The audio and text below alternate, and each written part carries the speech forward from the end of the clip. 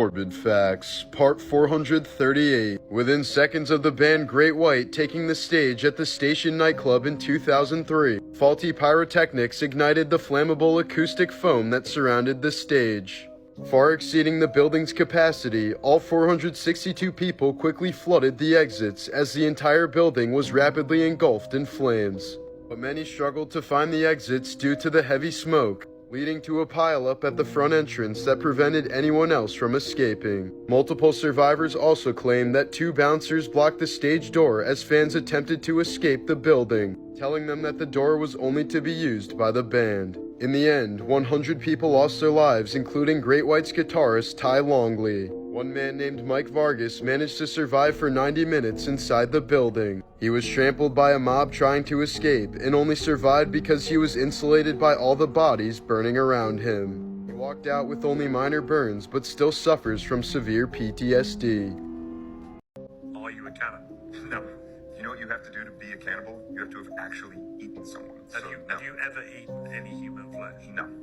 Morbid Facts, Part 439. The career of actor Armie Hammer quickly fell off in 2021 when several women accused him of being an abusive partner and aspiring cannibal. For example, his ex-girlfriend Courtney Vucekovich says their relationship was like dating Hannibal Lecter. She claims he genuinely tried convincing her to remove one of her ribs so that he could barbecue and eat it. In a collection of alleged messages, Armie claimed that he wanted to cut her skin and drink her blood, but that he would stitch her up again so as not to waste a perfect slave. He also wrote about wanting to pounce on her and grape her at knife point while she cried, and wanting to cut off one of her toes to keep a piece of her with him at all times. In response to these disturbing allegations, Armie was quoted saying, "I don't think that's any different than when someone looks at a baby and goes, 'Oh my god, look at those fat little legs, I just want to eat you up.'"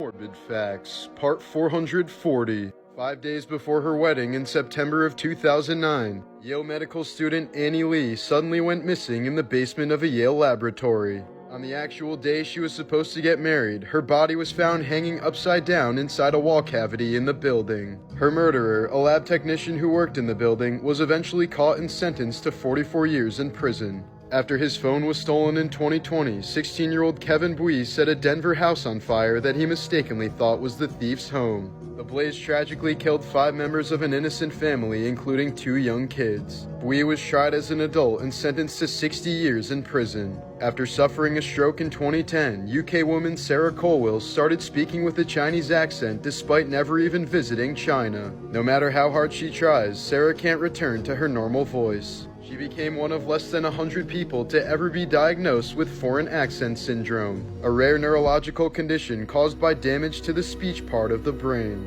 Morbid Facts, Part 441. While working in his garage in 2012, Chicago man Dante Autolo accidentally shot a 3-inch nail directly into his skull. But he had no idea the nail had entered his brain until he started feeling nauseous 36 hours later, and a dozen doctors were completely stunned when they saw his x-rays. The nail was surgically removed and Dante miraculously made a full recovery. After his meth-addicted wife spread a false rumor that he was a pedophile, Australian father Bradley Lyons was kidnapped and attacked by a vigilante group of pedophile hunters. He was tortured with lighters and knuckle dusters and threatened with a shotgun in his mouth for not confessing to his crimes. At some point, the group poured hot water over Bradley's head and cut off his hand with a chainsaw since he continued to deny the false allegations. They then left him in the trunk of a hot car for 21 hours before executing him in the woods. Several people were sentenced to years in prison for the horrific murder, including Bradley's wife.